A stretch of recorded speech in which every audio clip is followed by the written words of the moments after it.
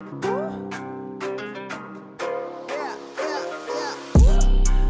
for two, kickers are extra, I give them the boot. Ooh, going for two, sit back, relax while I grab me a brew. Ooh, now I'm reclining while putting my time and I'm ready to go. My spine is aligning and much my lineups, my bank account grow.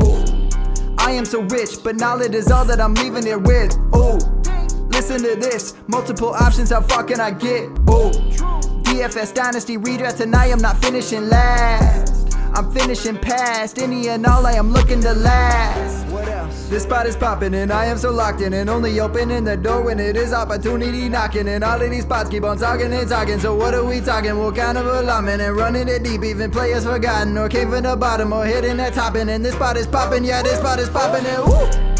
This is the armchair, yeah. Put up your arms, yeah. Sound the alarm, yeah, yeah, yeah. Woo!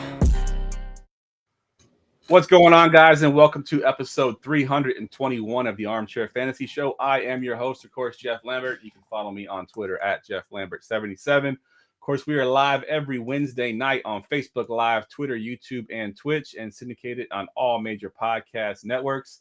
It is, of course, our first show post-NFL draft. If you are on Twitter, we cannot see your comments, so please go find us on YouTube. It is youtube.com/@going-for-2live. And then you can comment in the chat roll. I'm here with my co-host, as always, Mr. Ryan Steerfoss. What's up, Ryan? Not much. Sorry, I'm waiting for that heater to go off. I don't feel like I'm getting it. It's freezing in Western Pennsylvania. Yeah, it's cold here, too. It was warm there for a little bit, but I think today it went down to like 45 degrees or something, which is pretty cold for this area this time of year. All right, also joining us tonight, he's been on the podcast before, but it has been a little bit, Mr. Matt Donnelly of the Dynasty Vipers podcast network. You can follow him on Twitter at MattDonnellyFF. What's up, Matt? Not much, just kind of having a little chuckle about you guys complaining about the cold down south, so to speak. So I'm just going to sit back, take this all in. Hey, I haven't worn shorts or pants since back in February. So once that weather gets above freezing, the pants come off. It's shorts weather. I don't care who you are.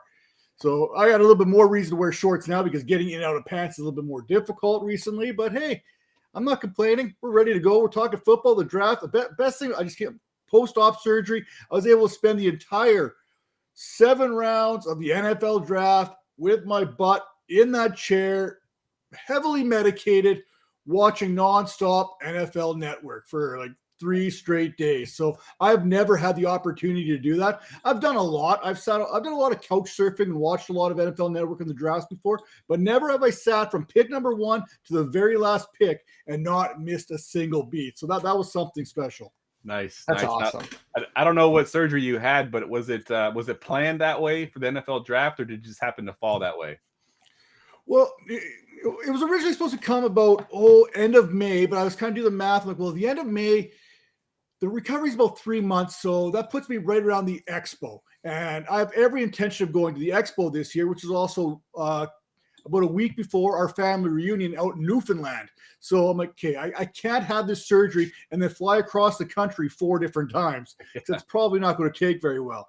So I was like, you know what, we'll postpone this surgery till after I get back. And then they came at me with another date, April 26th. I'm like, okay, I've got to take that date. There's no way I could pass that up because I'm hoping to have the other hip done when I get back, maybe in September. So hopefully we can get both these hips replaced before the end of the new year, before snow starts hitting the ground, because that'd be ultimately the best thing. And, you know, quite frankly, maybe it was a little bit timed here around the NFL draft. I'm not going to lie, a little bit. I mean, I did have hopes to watch it, and it worked out pretty well that way. Good stuff, man. So tell my listeners a little bit about Dynasty Vipers and what you do in general in the fantasy space. Well, I do a little bit of everything, a jack of all trades, master of none. I mean, I'm very proud of what we do over on the Vipers network there on the YouTube channel. I think we've put out like 121 videos or something already this year, and almost one every other day kind of thing as far as shorts go and videos go. So I'm very proud of the work we do there. A lot of that is, as you know, when you do these shows, you do a lot of solo stuff. A lot of reps are getting put into place there. So getting that underway and then doing a bunch of stuff there over at Fantasy Points dating back to January 1st as far as video content has been concerned. We'll see if we continue doing that here in the new year because they've got some big-time exciting new programming going on over at Fantasy Points. I think everyone's going to be interested in seeing and checking out.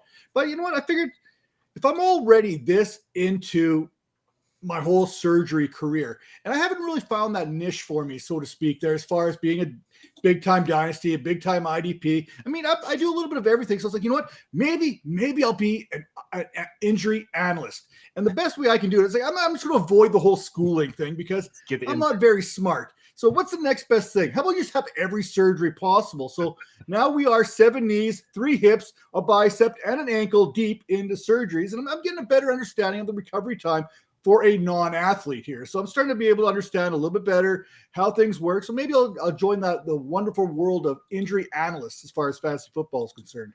I like it. I mean, there's plenty of guys that do analysts that never played football. So you got the upper hand on those guys. If you're doing injury analysis, you're like, hey, I got the experience. I've had those injuries. So that's a good call.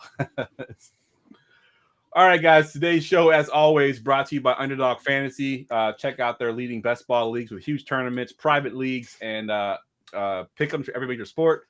Use our promo code GF2 to sign up and get $100 up to $100 in deposit match. Simple as that. Simply use promo code GF2. Get your promo code or get your $100 and start drafting your teams.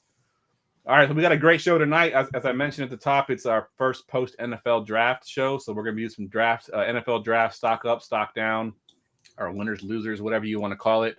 And then we're going to do a 3-round SuperFlex mock draft with what we know now as far as landing spots. But as always, of course, we got to go through our nonsense draft. Attention, everyone. Let's mock draft. All right. Today we are drafting the best TV or movie characters that pigeonholed the actor or actress that played them. Basically, people that were stuck in a similar or the same role for most of their careers or mostly known for that role in particular. And as always, the guest goes at the 101 here. So, Matt, you got the 101. There's a clear 101 for me, so I'm curious if you picked it or not. But when that came with this topic, I had one in mind, and I hope you don't take it. Can we say the actor's name and see if Jeff knows who it is?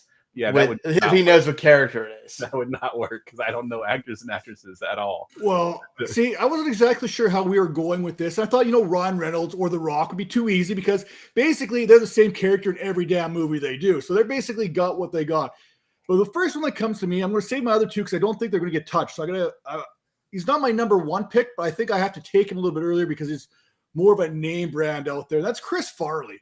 I mean, when we talk about Chris Farley, you're not going to see him in a romantic type comedy there. He's not going to be the leading role. I mean, sure, he went Chip and Dale toe for toe with Patrick Swayze there, but he never got the admiration that he wanted. He's one of the best actors of all time, but because of his SNL career, he was basically shoehorned into a certain role in every single movie he ever played where he wasn't given that opportunity to move up and down the draft board, so to speak, as far as being maybe a superhero or being that potential, leading man type role. I mean, the closest he ever got to being a superhero was in Beverly Hills Ninja, and he was swinging fish there from side to side. So for me, one of those guys is automatically shoehorned in pretty much every role was going to be Chris Farley because you could never take him in a serious role or a horror flick or anything like that. It had to be a comedy.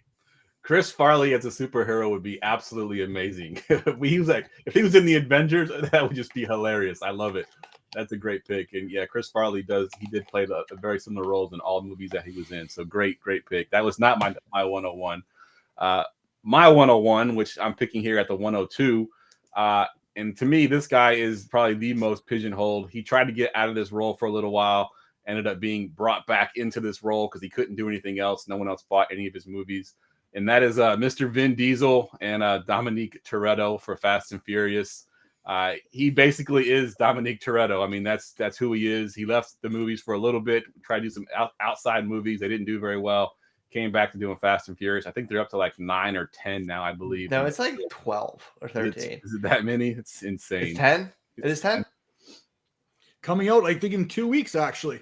Dude, Yep. he has a movie coming out tomorrow I'm going to see.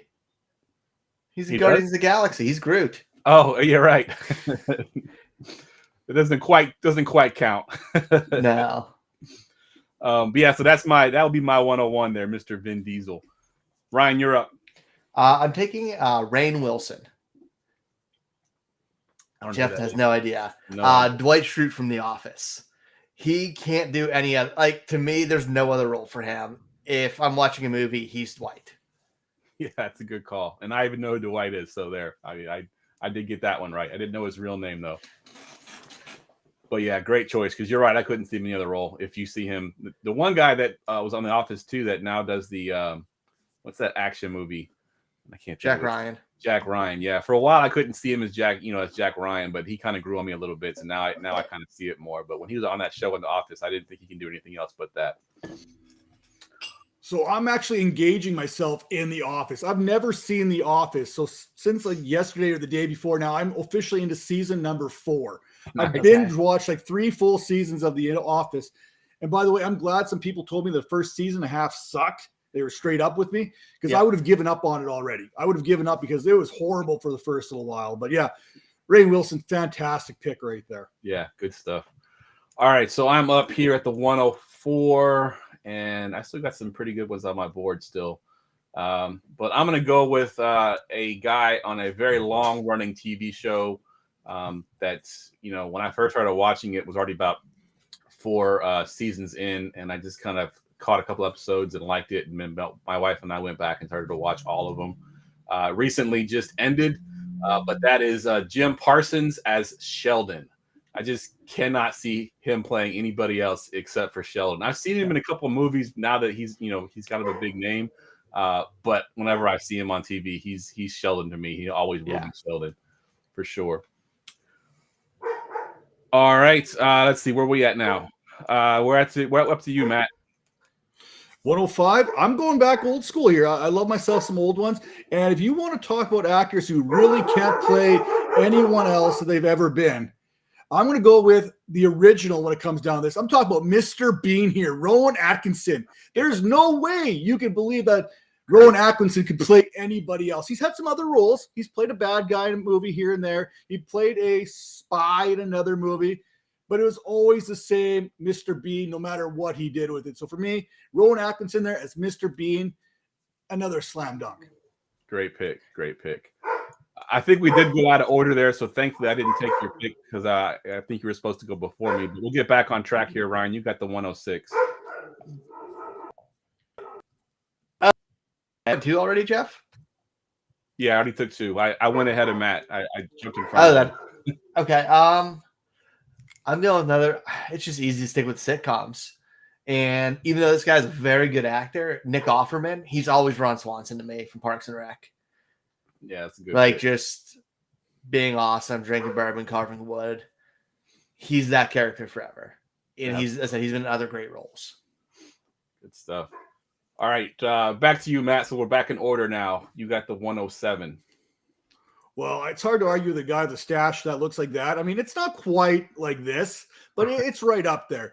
For my last pick here, I mean, I'm going to go to an actor here who's appeared in over 80 featured films, 5 different TV series, countless guest star appearances, and yet you'll only know him for one role his entire career, and that is Robert Englund.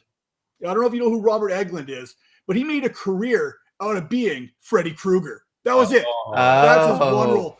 And if you saw what he looked like, he might actually be uglier in person than he was as Freddy Krueger. I mean, this is a guy you probably wouldn't want to put on the main screen anywhere, but he had over 80 featured films, but nobody will ever recall that because of what he did as Freddy Krueger.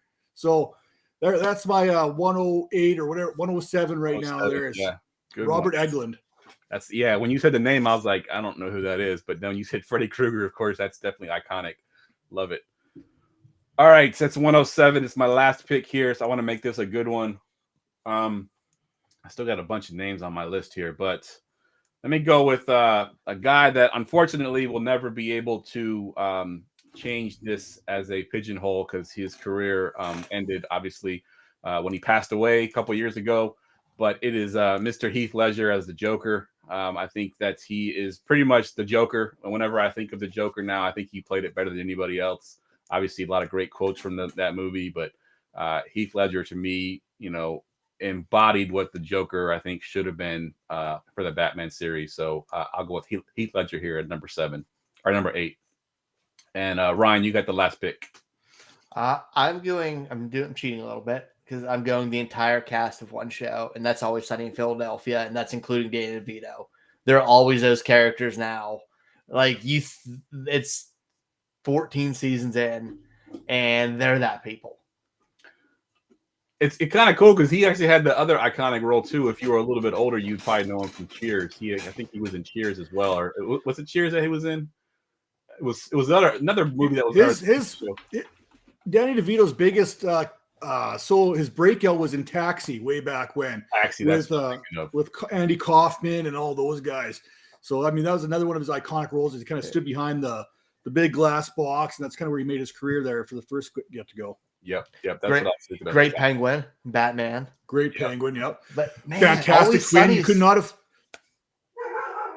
Always Sunny's taking him over though. Yeah, no, he definitely that's his role now for sure. He's right up there. He makes a great body double for Arnold Schwarzenegger there in the movie Twins. I mean, I could see the resemblance totally. Yeah, definitely. All right, so let's get into our stock up, stock down for the draft here. Stock up, stock down. All right, we can pick rookies. You can pick veterans. It doesn't matter. There's no rules here for who you pick. So, Matt, you'll go first here. Give me your stock up or stock down, whatever one you want to go with here. I mean, I got a bunch, and one of the ones I did the biggest write-up on here is probably one of my bigger winners. And if I can just kind of pull this up here quickly, I kind of got my spreadsheet all over the place, but it's Jayden Reed of the Green Bay Packers. Before the whole draft process started, we weren't even talking about Jayden Reed of the Michigan State Spartans. His name was not coming up anywhere. I did go on a couple shows earlier and say, hey, watch this guy. This could be my sleeper guy. I mean, he's got everything you could possibly want when you're looking at a potential wide receiver one down the road. He just hasn't had an opportunity to show because Michigan State never asked him to do so. So when you're looking at what he did at the pro down in Mobile, Alabama, and you listen to Jim Nagy talking about, the dude was torching other dudes, like guys that were getting drafted. He was absolutely torching, much like Mingo was doing much that whole week there. So you look at the traits that he kind of brings at you, and you're like, okay, this guy, he can do it, man. He's got speed. He's got that vertical. He's got that 4.45 type speed. So that checks the box. And then when you look at the things that matter, he had a true breakout season as a freshman there where he had 797 yards, 8 touchdowns. That went under the radar. And then you look at his reception perception numbers, and 70.3% success rate versus man, 79.2% success rate against zone, 77.8% success rate against press coverage, which was the best amongst any wide receiver in this year's class. Wow. And then you look at his contested catch rate. You're like, dude, this dude's like 5'10", and he's got like this insane contested catch rate. You could play him at the X, you could play him at flanker, you could play him in the slot, you could play him pretty much everywhere. He's basically Zay Flowers, except without the draft type. And when you see where he lands himself in a very good position there in an offense that's trying to find itself moving forward. Jordan Love is now the signal caller there in Green Bay. And he doesn't exactly have the same rapport with Christian Watson that maybe Aaron Rodgers did. So he gets to come into an opportunity with a quarterback taking over under center for the first time, and some other young pieces kind of built around that. I believe they got themselves a couple of young tight ends there, and Musgrave and Kraft. They've also got Romeo Dobbs, who's probably one of the biggest losers. If we're talking about winners here, he probably ends up being the biggest loser. But Christian Watson, the Packers seem to have a good history of hitting in the second round, and Jayden Reed is that second round wide receiver with that draft capital, who could play opposite of Christian Watson off the get-go. And I wouldn't be surprised by the end of training camp if we're talking about Jayden Reed as being the number one wide receiver for Jordan Love. Reliable over the middle, contested catches, good in the slot. I mean, a lot of these things say, hey, I could be a dependable wide receiver for you as you're trying to figure your way around the NFL. So he's my biggest winner from this past draft that just came and gone. Yeah, that's a great pick because, I say this a lot on my podcast is I don't do a lot of college watching on Saturdays. I usually do my stuff after the season's over with. And he wasn't even on my radar. Like I didn't even have him ranked in the top 36. And, he goes and gets drafted as high as he does. So I have to go back and watch him. And you're right. He definitely looked like the part. So he raised up in my rankings quite a bit. And I'm sure a lot of people have him raised up as well. I think pre-draft he was going as ADP was about probably in rookie drafts ADP is about 38. Now he's going about 27. I had him pre-draft as my wide receiver 10, and right now I just look at the ECR and I'm actually too low on him because now his ECR is wide receiver 8. I'm like, Dude, there was no one that had him Nobody. anywhere near. There's a couple people out there that I recognize that had him as a top 10 wide receiver in this class, but he's always had the potential to be potentially the top wide receiver in this class 3, 4, or 5 years down the road because of the tools that he has. Nice. Good stuff. Ryan, what you got? Winner or loser? I'll take a winner here, and I'm going with the vet. We got a running back last year. He had in 13 games had 220 carries and just shy of 1,000 yards and only 13 games last year. That's Dameon Pierce. Everybody was worried about him, but they just brought in a quarterback. They improved that team, and he is still the lead back. He's going to have an absolute massive workload. Spoiler alert for our rankings coming out. He is going to be in my top 12 for Dynasty running backs. Ooh. He made out. They have a young level quarterback now. There's a lot to like. Yeah, I definitely 100% agree. And you're right. I mean, the talk going in was, where he was drafted and would they find somebody in the, the top half of that draft that come in to replace him or at least compete with him. And 250 touches and 1,100 scrimmage yards in 13 games. That's pretty good. Put that for 17. It's a big year. Yep, that's a great pick. And so I'll take the guy that kind of was in the same talk pre-draft about they quote unquote may replace him. He was drafted late. And then he was replaced by literally the best running back in this draft class, Mr. Tyler Algier. Unfortunately, had a great year last year, over 1,000 yards rushing, broke the Falcons' rookie rushing single season record, and then promptly gets replaced the next year with Bijan Robinson. Pretty much off of the draft block right now. I don't know if anybody wants to take him in their redraft ranking or the redraft leagues. But yes, poor guy did all he could do. With a 6th round pick last year. He did all he can do to be valuable to his team, and then go and replace him with Bijan Robinson. So Algier, obviously, the low hanging fruit, but definitely a big loser in this past draft. Let's go back take around. it even further. I mean, Go ahead. You look at an Arthur Smith type offense there, and how much he likes to run the ball.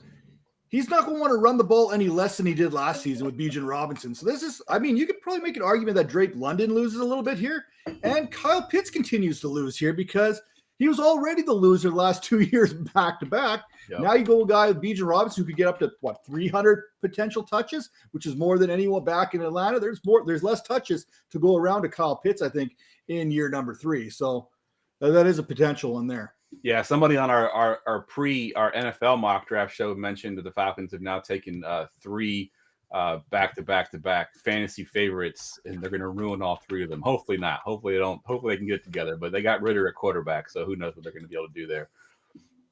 All right, let's go back around again, Matt. Give me either a winner or a loser that you got on your list.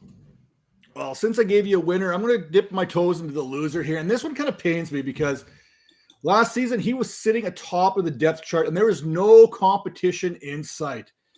In the 2023 horizon, it's coming. You're like, yeah, you know what? Kenneth Walker is going to absolutely crush it. Then, in typical Pete Carroll fashion, he went out there and found himself a down-the-hill type running back that thrives on play action. Not that Kenneth Walker can't thrive on play action or anything like that. In fact, he's really good at it. If you look at his career in college, he was actually averaging 4.27 yards after contact per attempt. Meanwhile, Zach Charbonnet was averaging 3.54. So you got 2 similar style type running backs running the ball, except the one difference is if you look at the receiving game, Charbonnet was actually a competent receiver in college, where Kenneth Walker, he wasn't asked to do in college. He hasn't really been asked to do in the pros. And if that wasn't enough, bringing in Charbonnet, they actually got themselves another pass catching back in the 7th round in Georgia running back Kenny McIntosh. So you've got another receiver here that can play the ball out of the backfield. And that's not all. Geno Smith, he got paid, so they're going to want to see what he can do. And then they gave him another pass catcher. So you're looking at a guy last season in Walker who had 255 touches and had a very, very good season. Jackson Smith-Njigba, first-round selection, he's going to get some of those touches. Maybe not in the run game, not maybe in the pass game, but they're going to look to throw the ball. There's not going to be as many touches for him. And then you can guarantee that Zach Charbonnet is going to take at least a 35 to 40% of those touches out of the backfield away from Kenneth Walker, because that's what Pete Carroll likes to do. He's looking for his Chris Carson here, and that's what I think he thinks he has in Zach Charbonnet. So it's really interesting to see this, and I don't blame the Seahawks. This is a great move for the Seattle Seahawks. Not so much for fantasy managers, not so much for Kenneth Walker as far as pertaining to fantasy. This might actually keep Kenneth Walker healthier down the stretch where he can come up bigger to come the playoffs. And I think Seattle has much greater aspirations of this season than fantasy managers have, right? So this is a great move for the Seattle Seahawks, great move for the players, not so much for fantasy. Yeah, I agree 100% with that. Sorry, Ryan, I'm going to cut you off. Oh, you're good. I was going to compare this situation to another situation in the NFL that we've seen recently where you got the running back that, is awesome. We love him, but he doesn't catch passes very often. And then we got the guy behind him that's also pretty good and catches passes, and that's Nick Chubb and Kareem Hunt a couple of years ago.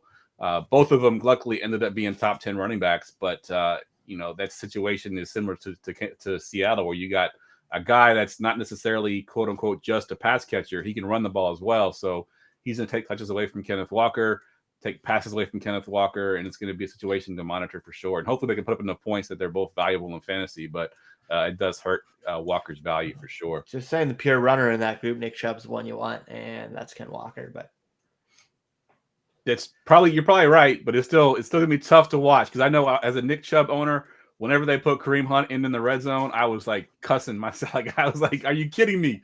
He comes in and gets the touchdown after Nick Chubb got them down in the red zone. And it's not like Kenneth Walker can't be a top 10 running back in fantasy. He has the potential to be there. His efficiency could spike because of this, except I don't think you could take him as a top 10 running back right now. I think that's too rich for my blood right now. And I'm thinking you're probably looking at RB 17, 18, and hoping you're having a Josh Jacobs type breakthrough for a Kenneth Walker type player here this season. But as far as top 10, I don't see it right now, but it's definitely something that could happen. I mean, stranger things have gone down in the NFL. He's already became a value in best ball. My draft gunner right now, he's already dropped in the 4th round. Wow, that's a big drop. And you know what? Fourth round, he becomes a value. Yeah, absolutely. So Jamie wants to know, Ryan, real quick, Charbonnet or Roschon? I know what his pick is because he's a big Roschon fan, but who do you like out of those two? Probably Charbonnet, because if he gets the starting job, injuries occur, he's going to get a ton of carries there in Seattle. Like, he's premier handcuff right now. Yeah, agreed. All right, Ryan, give us a winner or a loser here. I'm going with the loser here, and I'm going with Dawson Knox. Like, RIP, they took a pass-catching wide receiver in the 1st round with draft capital, and you didn't get over 65 targets last year. It's over for you. Yeah, it's done. Like, his touchdowns went down, his yards reception went down, and they just said, nope, we're getting an athletic guy. So I think he's kind of cooked as long as he's in Buffalo. Yeah, that I agree 100%. And I was kind of upset about that too. I didn't really understand the pick necessarily, but I guess I could see it from a perspective that he's definitely going to be a pass catcher in that offense, and they need some pass catchers that are behind Stephon Diggs. So he can stretch the field a lot better than Knox can. Yeah, agreed. Knox was sort of a catch it and fall down kind of tight end, or he's just a red zone guy. But yeah, I agree 100%. All right, I got another winner that I'm going to shout out here. And this guy wasn't quite where Jalen Reed was, where he was sort of off the map completely. He was kind of rising slowly before the NFL draft. He moved up into my 2nd round before he was picked at the top of the 2nd, surprisingly. And that's Jonathan Mingo going to Carolina. Obviously, that receiving core isn't very deep or even that good at the top. So he's got an opportunity to step in there and potentially be the number 1 in that offense. They got, of course, a brand new quarterback, whole new coaching staff, the whole 9. So Mingo steps into that situation looking pretty sweet. So Jonathan Mingo, like I said, he was kind of getting some buzz. I believe Steve Smith actually kind of created that buzz because he was really on him on some of his shows that I've watched, and he was really talking about Mingo being a receiver that he liked. So he jumped up into that top of the 2nd round, so you can't ignore that draft capital for sure. Like I mentioned, he's got a young quarterback he can grow with. So Mingo becomes a big winner in the NFL draft as well. All right, Dynasty managers, just do something unique for your league. For as little as $8.50 a person in a 12-man league, you can do a live 1-hour podcast that we do dedicated to your league. We break down every team in the league. We rank them from worst to first. Just visit goingfor2.com/PLP for details and to book your podcast. We do Dynasty, we do redraft, SuperFlex, Vampire Leagues. We did a 20-team Empire League last year. We've already done a couple of them this year. They're filling up pretty fast. So again, that link is goingfor2.com/PLP. PLP stands for Personal League Podcast. So go book yours now. Attention, everyone. Let's mock draft. All right. What better way to get instant reaction to the NFL draft than to kick off a Dynasty SuperFlex rookie mock, see where we have these guys coming out of the NFL draft before we actually hear anything about, them practicing or how they fit into their team. So we're going to go ahead and kick it off at the top here. I have the 101 only because it's the easiest pick to make in this draft, and I wanted to get y'all insight on some of the other picks in this draft. So I'll go ahead and just take Bijan Robinson. And for the sake of time, I don't got to explain it. Definitely the best pick in this draft. We've been talking about it all offseason. Nothing has changed from the NFL draft. So Bijan 101 no matter what. Ryan, you got next at 102 here. So I'm taking Anthony Richardson. Reason for it, I think he landed a really great situation with a strong running game, good offensive line, big tall pass catchers. But this is a run heavy team. Once he gets that starting job there paired with Jonathan Taylor, he's going to be unstoppable running the ball. And we've seen with Justin Fields, you don't really have to pass to get a ton of fantasy points. I don't think he's going to be as good of a quarterback as the other two, but fantasy wise, that rushing upside's outlandish. Yeah, absolutely. He's moved up my board to the number one quarterback as well. I was kind of bullish on Young, but now Anthony Richardson is now my 101. 101 quarterback at least. All right, Matt, you're up at the 103 here. Oh, I think you're on mute. I was kind of hoping that Anthony Richardson would slide to me at 103 because the ham cannon. I mean, that's enough right now. If you get called the ham cannon, you automatically should be number one, right? It's that simple. But you look at what the Indianapolis Colts did.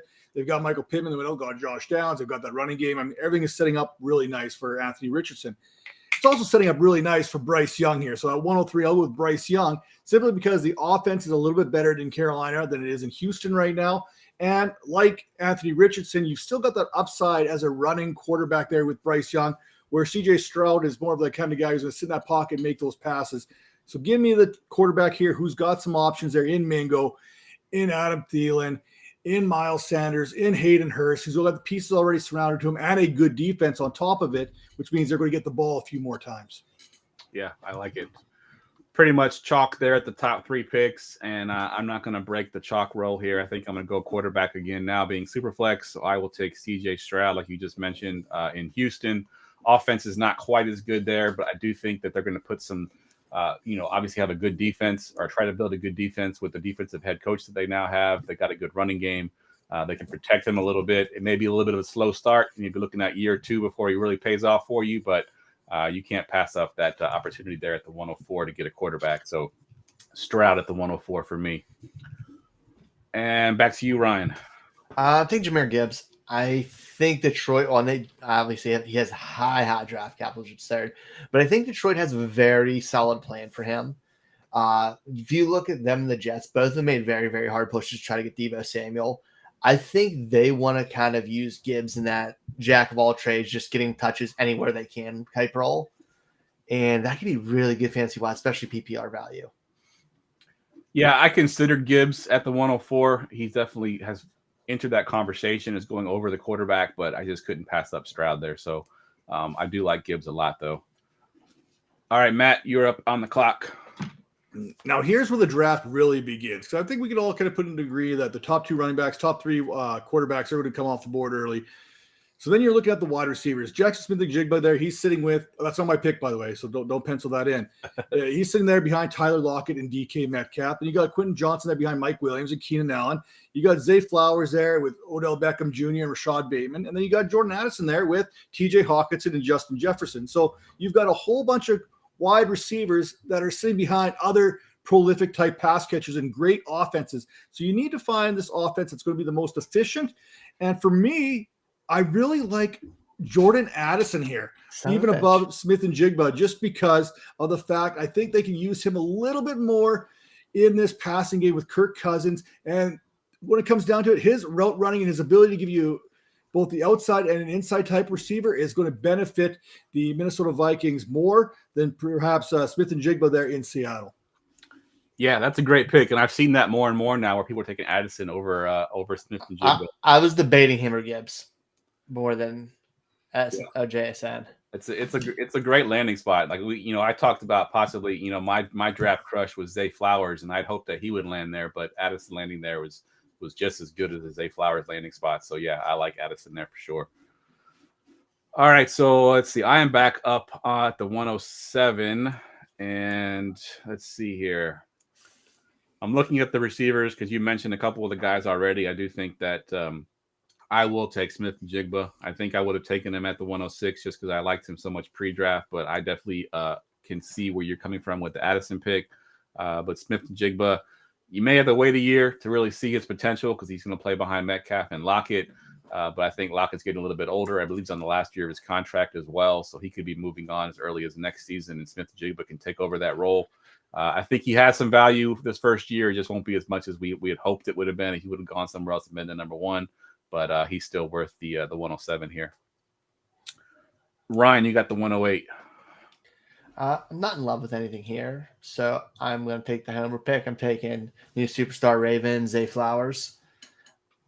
I think the relationship he already has in place with Lamar helps. I think haven't seen a real receiver step up, and when they have, it's been receivers playing in the slot and up the middle who just haven't been that good. But that's always been the most heavily targeted guy in Baltimore, and Zay might get that. Yeah, that's a good call. And I actually have kind of come around on him. I was a little bit down on him with the landing spot, but your new offensive coordinator kind of heard someone talk about him and how he likes to pass the ball a lot. So there's going to be a lot more targets in that offense, I think, going around.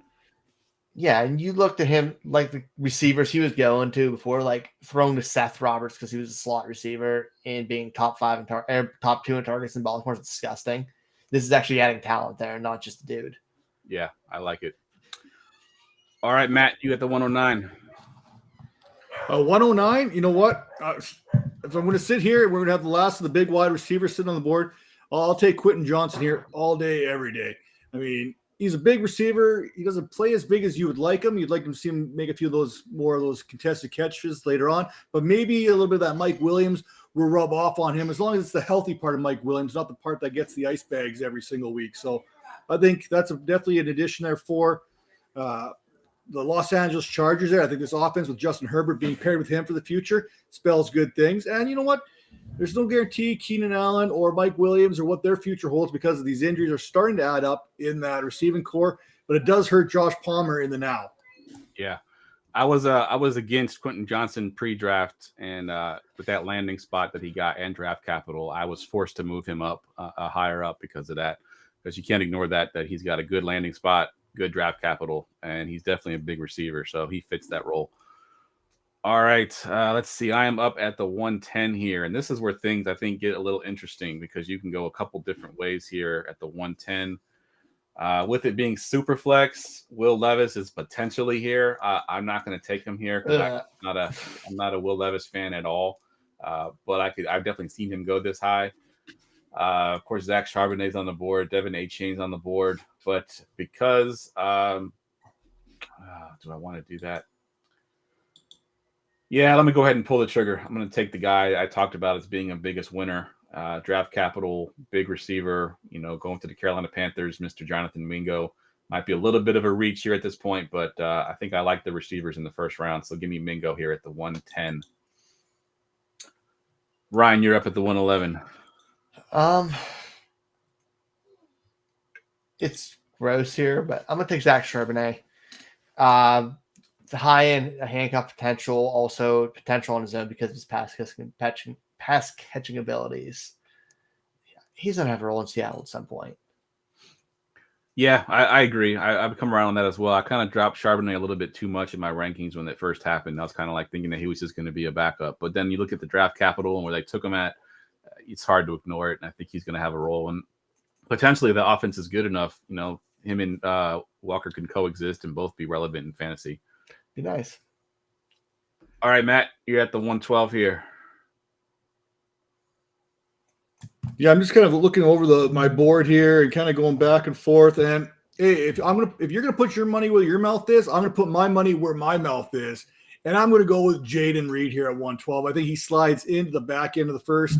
I get it; people have their hesitations. He's not one of those guys that I think is gonna come in automatically week 1 and be a big time contributor. He's more of a play for week number 8, week number 9, much like you see down to Christian Watson this season, and then taking over fully a little bit later on down the road. But that's kind of where I'm sitting at here. Again, I'm not in love. I like this class. I really do. I just don't love this class as far as fantasy is concerned.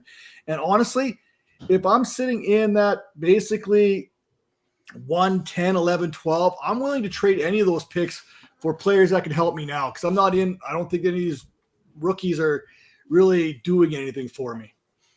I'm 100% with you. I've actually been down on this class even pre-draft. I didn't like it very much, but now that the draft spots are in, that back half of the first round, I'm not a fan of. I'm not a fan of the top half of the second round either.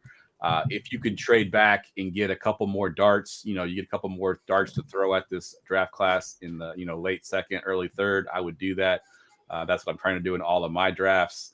But yeah, I think this draft class, people love it. I was not a fan, and I'm definitely not a fan now. But I am up here at the 201, and I have to pick somebody. So I will break the ice and take the first tight end off the board, Dalton Kincaid. We mentioned him in a little bit, going to Buffalo. Good offense, very athletic tight end, receiving tight end. Will definitely be one of those players that split out quite often in that offense, and they need an extra pass catcher, next to Stephon Diggs, because Gabe Davis was not it last year.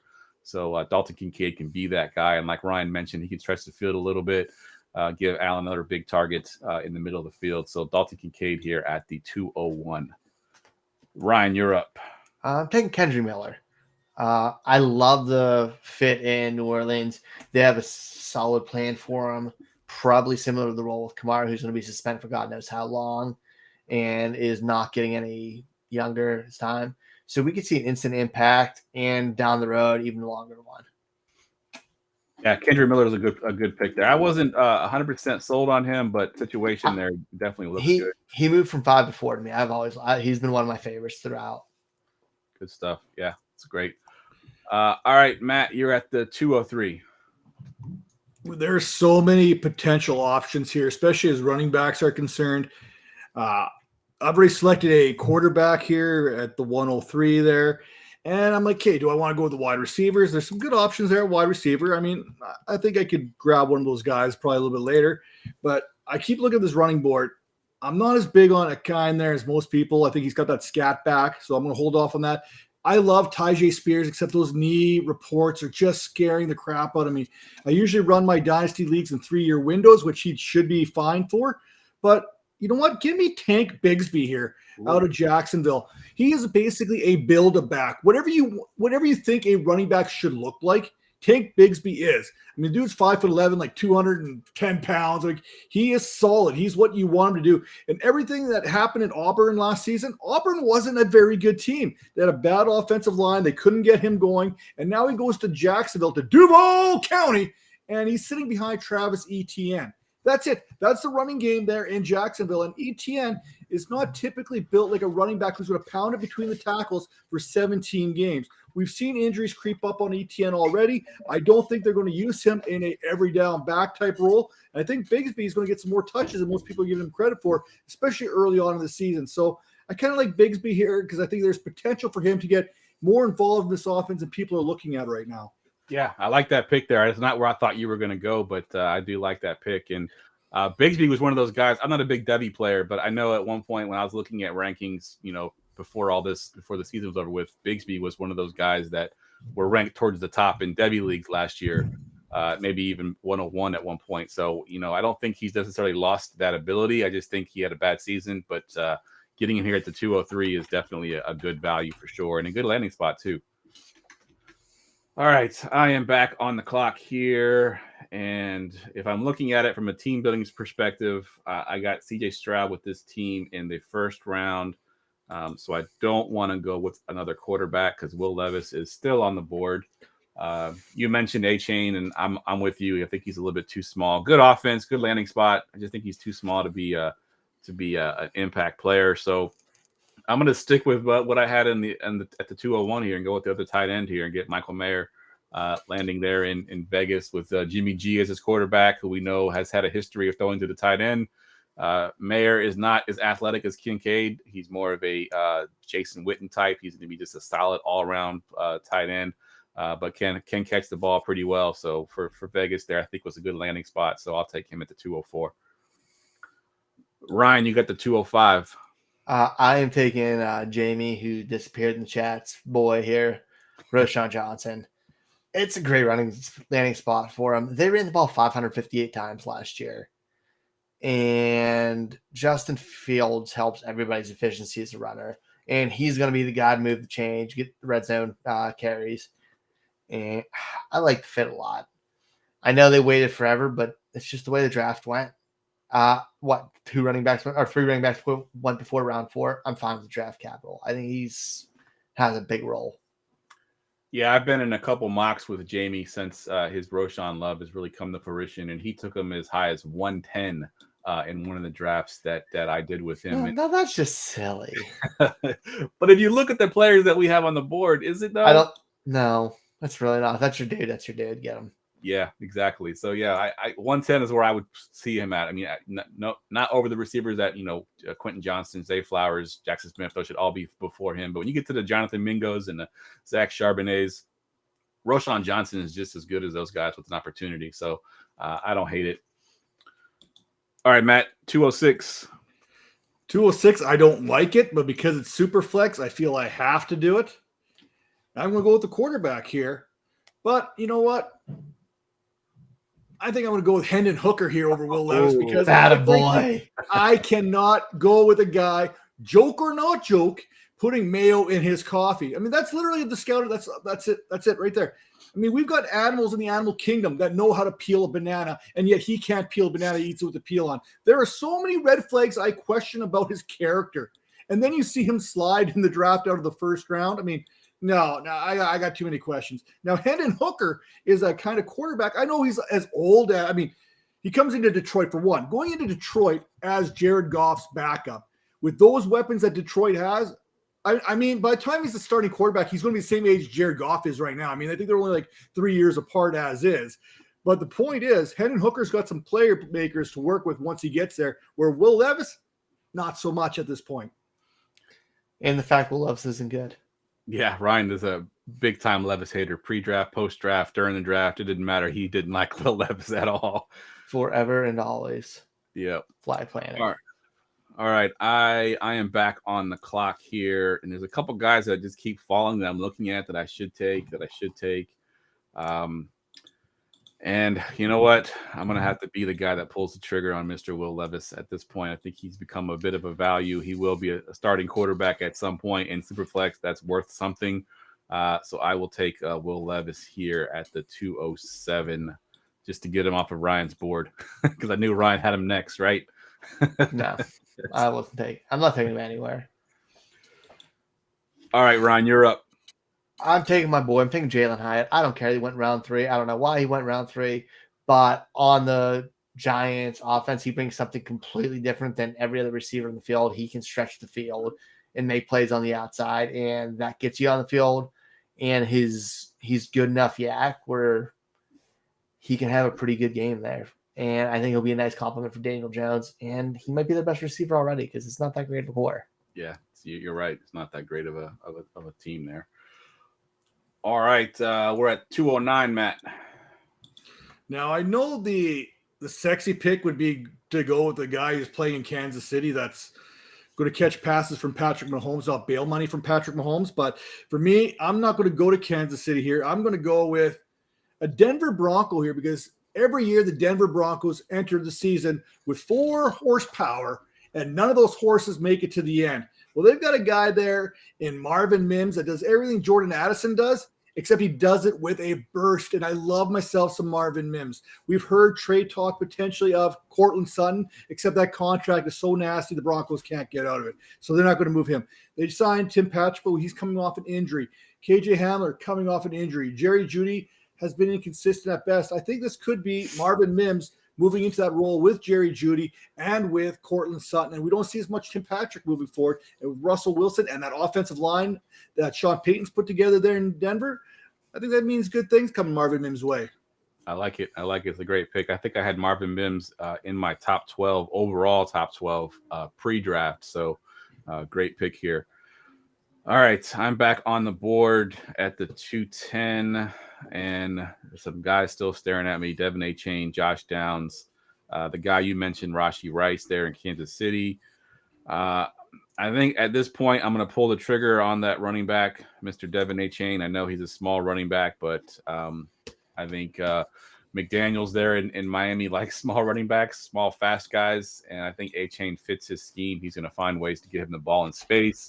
Hopefully find a way to keep him healthy because he is so small. But he's got Jeff Wilson Jr. and Raheem Mostert ahead of him, who have not been the picture of health their entire NFL career. So he could end up being a guy getting tons of snaps in that offense. And if they can find creative ways to give him the ball, he can definitely pay off in fantasy. Ryan, you got the 211. Man, I love that it's just backup season right now. I'm taking Tajay Spears. Being the primary backup behind Derrick Henry, being the way he can push the pile, create for himself, make guys miss in space, and just run mean. He's a good person to fill in that role. And if Derrick Henry, who's not young, has a ton of miles on him, goes down, Spears is 20 touches a game.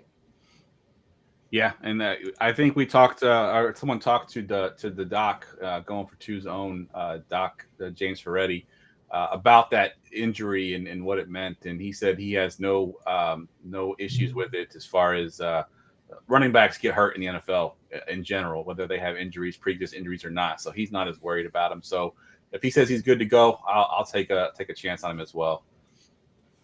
All right, Matt, finish the second round off here at the 212. Well, for me, it comes down to two players here. One is, again, that Kansas City wide receiver, but then tell me when the last time a Kansas City wide receiver was actually fantasy relevant. I mean, we got to go back to like Dwayne Bowe here, don't we? I mean, that's literally the last time a receiver in Kansas City was fantasy relevant. So I want to get a piece of this Indianapolis Colts offense. I really love Anthony Richardson moving back there. I really love Alec Pierce. I really love Michael Pittman. We love ourselves some Jonathan Taylor. So why don't we get what Paris Campbell was supposed to be and pencil ourselves some Josh Downs into that spot? I mean, everything that we wanted Paris Campbell to be, Josh Downs is going to be able to give it to us. And he does it in such a way where, yeah, he's undersized. He's a smallish type of wide receiver, like 90% of these wide receivers in this year's draft class, except he will lay out for anything and everything and give me that every day of the week. Yeah, when I first watched Josh Downs, again, I don't watch college football at all. So the first time I put the tape on him, I didn't look at his height or anything. I just kind of watched the tape. And I see him going up with these contested catch balls and just taking them down, like just jumping over guys and getting these contested catch balls. And I was like, man, this guy, he's a beast. I wouldn't go look at his height. He's like, what, 5'10"? He plays much. He's like the opposite of Quentin Johnson, who plays small for a big guy. Josh Downs plays big for a small guy. And I love Josh Downs. So great pick there. All right, third round. We're against the clock here a little bit. So let's just do a speed round. Just pick your guy and a quick one sentence about him as we can move on through this. I will take Rashee Rice there for the things that you kind of mentioned. He's in Kansas City. Yes, we haven't had anybody good since. I think you forgot about Tyreek Hill, but was he really a receiver there, or was he kind of a running back receiver? But Rashee Rice is who I'll take here and hope that they can break that mold. Ryan, you got the 302. I think you're on mute, Ryan. Cedric Tillman. He's coming to Cleveland with already top 3 receiver with potential to move up and get more targets. He's big, 6'3", big body receiver. They don't really have that. I like it. Matt. I'm going to go back to the running back position here, and I'm going to find a guy who's got an opportunity there in Los Angeles, and that is Zach Evans. Not a big Zach Evans fan, but behind only Cam Akers, good things can happen. Yep, I like it. I'm up at the 304, and I've been the Mr. Tight End guy, so when I just keep it rolling here, I'll take Sam Laporta for Detroit. Obviously fills a need that they have in that offense after losing Hawkinson or actually trading Hawkinson away. So Sam Laporta at the 304. Ryan, 305. I think Tank Dell, the lack of pass catchers in Houston's relevant, and he has an opportunity there. Had to go wait on the list for that one. That one surprised me a little bit. Good pick, though. Let's go for guys who can play Yeah. at this point. All right, 306, Matt. 306. Let's go with Puka Naku there. Another Los Angeles Ram. Another guy that creates and manufactures some touches for him. And him with Cooper Kupp, I mean, good things are going to happen. Good pick. I love that pick. I've been getting him in all of my rookie drafts that I've had already this year. I think he's got a great opportunity. All right, 307. Let me take – oh, man, this is tough. Let me go with the guy with the great story. I think his dad was the one that actually gave him the phone call to tell him that he was joining the Dallas Cowboys because he works for the Dallas Cowboys. So give me Vaughn here, the running back for Dallas. 308, Ryan. Israel Abakana. Brees Hall was injured last year. He's not fully back. Them drafting him tells me they don't fully trust what they had already. So he can fill in that role, and he's a banger who produced. Yep, good stuff. Matt, you got the 309. Yeah, I was going to go that route too, but I decided that if I can't pronounce their name, I'm not allowed to pick them. So I'm going to go with Michael Wilson now in Arizona, one of the best route runners in this year's draft class. Big guy there, another one of those guys who dominated there in Mobile, Alabama. Yeah, another guy that was a big winner in this draft class, I think. He wasn't on my list to rank either, and now he definitely is. So, yeah, good pick there. Let's see. Let me see who we got left. Let me go with the guy that people thought might have been traded during the draft, Mr. Joe Mixon. They drafted another running back this year, Chase Brown. So I'll take him with the potential that maybe Mixon still gets moved this offseason. And Ryan, your last pick here at 311. Give me A.T. Perry. There's not a ton of quality in New Orleans outside of Chris Olave, and depending if Michael Thomas decides to play. A.T. Perry has a clear route to playing time. All right, good stuff. And close us out here, Matt.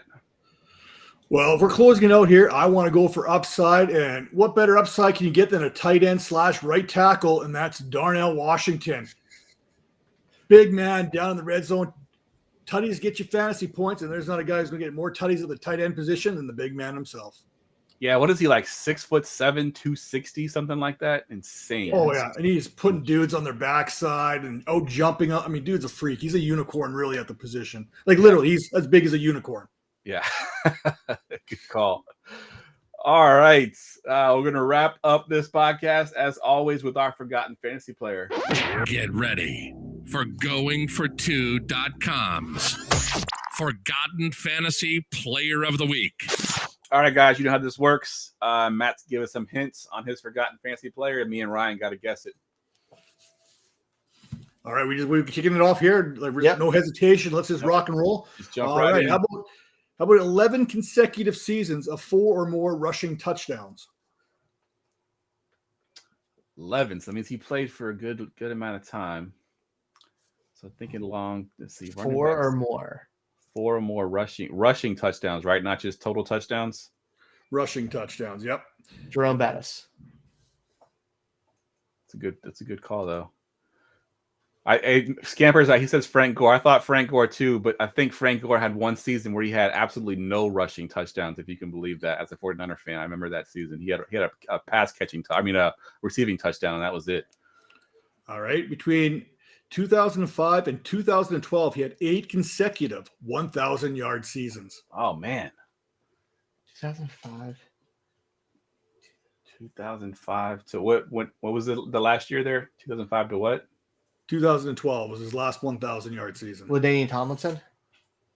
No, he can't be. No, 2012, you're right. 2012. Curtis Martin. Nope. Next up, he only played in 4 playoff contests and never had the start in any one of them. Maurice Jones-Drew. 4 playoff starts and never started in any of them. So he played on a bad team from 2005 to 2012.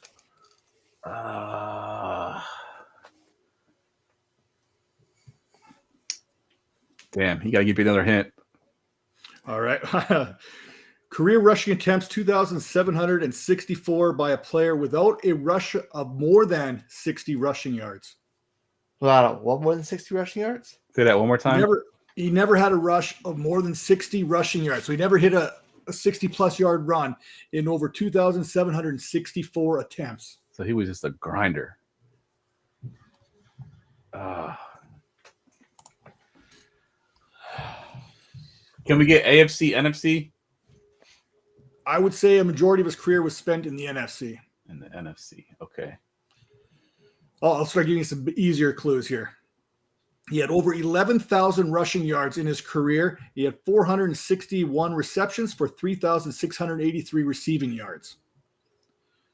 So we're talking about a back with about 15,000 yards. Good receiver. That should make it easy. He was the offensive player of the year in 2006 after running for 1,538 yards and 13 touchdowns, which worked out to about 471. D'Angelo Williams? No, I think Williams had a couple seasons where he did get 1,000 yards. It's that 12 consecutive or 11, whatever it was, consecutive 1,000-yard seasons that I'm stuck on. That should be an easy. His final 3 seasons were spent with the Falcons for 2 and the Patriots for 1. Oh my God, Matt, you got a stump, man. Me and Ryan usually pretty good at this one. Yeah. He was the guy that made everyone forget about Marshall Faulk in St. Louis. Oh, Todd Gurley. Jesus. No, not Todd Gurley. No. Oh, the it's other dude. Bigger, badder, bigger dress. Steven Jackson. Steven Jackson. Steven Yeah. Jackson. Yes. Oh, that was awesome. That was a great one. You got to stump pretty good. He definitely is forgotten because you're right. I would have thought that he had, what was it you said, 11 consecutive or 10 consecutive seasons or whatever it was? 8 consecutive 1,000-yard rushing seasons between 2005 and 2012. And then that 2006 season where he had about 415 fantasy points because of his insane numbers that he put up that year. 1,528 rushing yards, 13 touchdowns on 346 carries. Yes. That's a great one. That was more hints than we've been given, I think, this whole season so far. Matt. Great job, man. And they were good hints. The 4 touchdown thing seemed like a low number for me. Like it's a good number, but like it felt low. So I'm thinking of smaller backs the whole time. Yeah, that was a good one. Good job, That's Matt. good. I love doing these. Yeah, 11 consecutive seasons with 4 or more rushing touchdowns. Wow. That's impressive. That is very impressive, especially in today, fairly recently. All right, Matt, that wraps the podcast up, man. I want to thank you for coming on. I know you're probably a little bit drugged up there with your surgery, but I appreciate you jumping on here. Tell my listeners where they can follow you at, and if you wanted to plug anything you got going on. Yeah, first off, Twitter there, that's my main area, at Matt Donnelly FF, like on the screen. Vipers Network on the YouTube channel. I mean, I'm dropping video content there quite a bit. Lots of videos, shorts, longs, mediums, whatever you want. I kind of got you covered there. Draft, Dynasty, IDP. We talk it all over there. And then obviously I'll be having some content on the YouTube channel there over at Fantasy Points, hopefully sooner rather than later. I got a couple shorts over there as well. So I'll make sure to check that all out, and make sure to check out the Dynasty Vipers Vipercast. That comes at you every single week with Major Caldwell and Tara Roberts. Good stuff, man. Ryan, what you got going on? Same old. Find me Twitter, Foss534. Find me here and find me over at the Rookie Big Board. Good stuff. All right, guys, as always, you can find me on Twitter at JeffLambert77 and find me here every Wednesday night on the Armchair Fantasy Show. Me and Ryan pre-draft promised y'all that we were going to do rookie profiles that we never did. So now we're going to do post-draft rookie profiles. Eventually, we're going to knock those out and give them their landing spots and how they're going to do for the season. Those should be coming out to you hopefully this month in May. So look out for those. They'll be shorts. They'll be 1 minute long. So they should be quick and easy to watch. But that's it, guys. For Ryan, for Matt, I'm Jeff, and we will see y'all next week.